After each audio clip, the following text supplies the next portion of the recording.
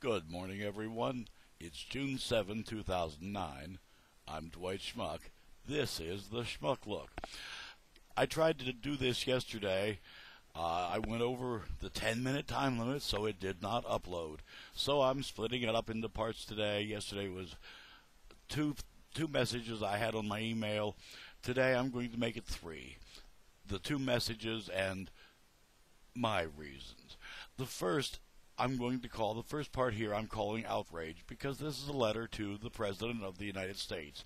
I'm not going to name the lady who is purported to have written it and sent it, but I'm going to read it to you. I did try to call the phone number that's on it and got a hold of the school that she supposedly works at. I have not had a call returned. It's the weekend, one of those deals. At any rate, and I will make my comments as we go through this letter. Here we go. Mr. Obama, I have had it with you and your administration, sir. Your conduct on your recent trip overseas has convinced me that you are not an adequate representative of the United States of America or of me personally. I kind of agree with that. You are so obsessed with appeasing the Europeans and the Muslim world that you have abdicated the responsibilities of the President of the United States of America. You are responsible to the citizens of the United States. That I totally agree with. You are not responsible to the peoples of any other country on earth. I personally resent that you go around the world apologizing for the United States, telling Europeans that we are arrogant and do not care about their status in the world.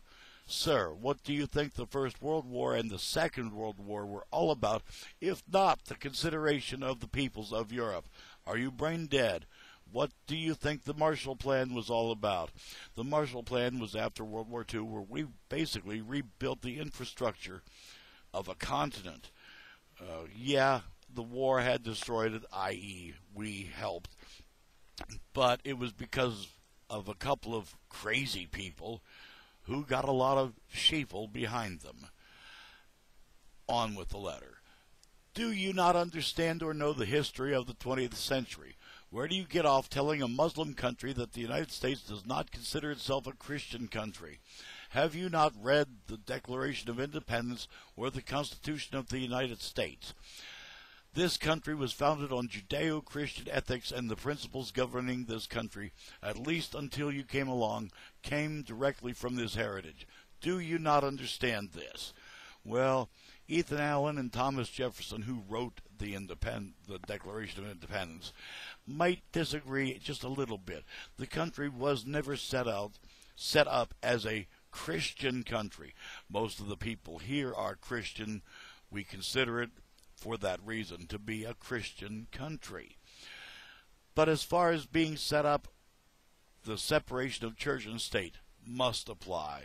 Yes, we did use ethics and principles, but those are basically universal ethics and principles. Your bowing to the King of Saudi Arabia is an affront to all Americans. Our president does not bow down to anyone, let alone the King of Saudi Arabia. You don't show Great Britain, our best and one of our oldest allies, the respect they deserve, yet you bow down to the King of Saudi Arabia. How dare you, sir? How dare you? And you know what? I really do agree with that. The degree of the bow was obsequious. It really was.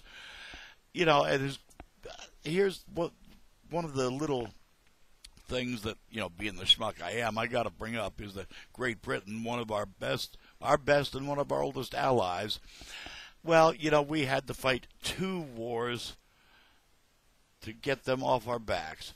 And you kick the hell out of somebody a couple of times, yeah, they usually do turn out to be your best friend.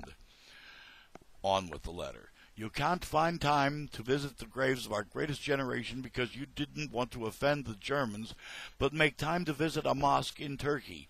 You offended our dead and every veteran when you gave the Germans more respect than the people who saved the German people from themselves. What's the matter with you? Yeah, I totally agree there. I am convinced that you and the members of your administration have the historical and intellectual depth of a mud puddle and should be ashamed of yourselves, all of you. You are so self-righteously offended by the big bankers and the American automobile makers, yet do nothing about the real thieves in this situation. Mr. Dodd, Mr. Franklin Raines, Jamie Gorelick, the Fannie Mae bonuses, and the Freddie Mac bonuses. What do you intend to do anything about them? Anything? I seriously doubt it. What about the U.S. House members passing out $9.1 million in bonuses to their staff members, on top of the $2.5 million in automatic pay raises that lawmakers gave themselves? I understand the average House aide got a 17% bonus. I took a 5% cut in my pay to save jobs with my employer. And here we go again with my opinion. You know, bonuses and raises, when I was a kid, this is what I was taught ages and ages ago. Well, that's for good work, high performance, getting the job done. And somehow, Congress sure hasn't. Pay raise indeed. You haven't said anything about that. Who authorized that? I surely didn't. Executives at Fannie Mae and Freddie Mac will be receiving $210 million in bonuses over an 18-month period. That's $45 more million than the AIG bonuses. In fact, Fannie and Freddie executives have already been awarded $51 million. Not a bad take. Who authorized that, and why haven't you expressed your outrage at this group who are largely responsible for the economic mess we have now? Like I said, bonuses, raises are for good work, productivity, getting the job done, and they sure didn't.